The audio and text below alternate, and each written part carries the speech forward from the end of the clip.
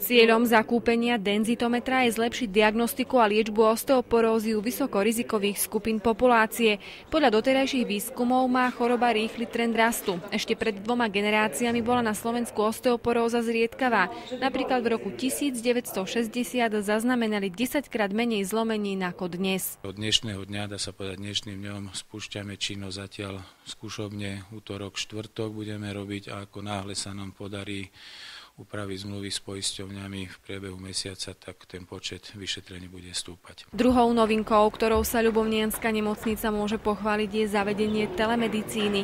Ide o použitie medicínskych informácií vymieňaných pomocou prostriedkov elektronickej komunikácie. Znamená to, že výsledný efekt CT vyšetrenia, ktorý je dneska už digitálny, sa posiela internetom na pracoviskách, kde lekári majú diagnostické monitory. My máme takéto diagnostické monitory uložené v Bardejovskej nemocnici na RTG pracovisku a respektíve nie je to v Bardejovskej nemocnici, ale majú to zamestnanci Bardejovskej nemocnice doma a vedia nám takto aj mimo naše zariadenie stanoviť diagnózu a do 24 hodín naspäť odoslať.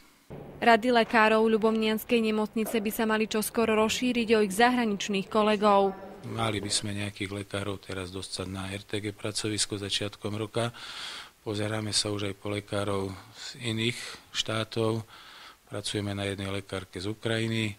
Mal by prísť lekár z Českej republiky. Nie je žiadnym tajomstvom, že uplynulý rok sa jednak do prístrojov aj do rekonštrukcie hotelovej časti nemocnice zainvestovali nemalé finančné prostriedky.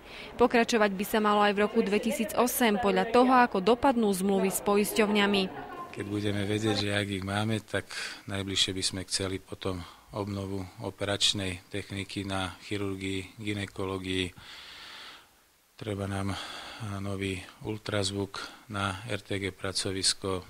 Chceme aj hotelovú časť zase meniť, to znamená, chceme vymeniť postele na internom oddelení, na detskom oddelení. Od začiatku roka prebiehajú rekonštrukčné práce sociálnych zariadení na chirurgii, pokračovať by sa malo na gynekológii a internom oddelení.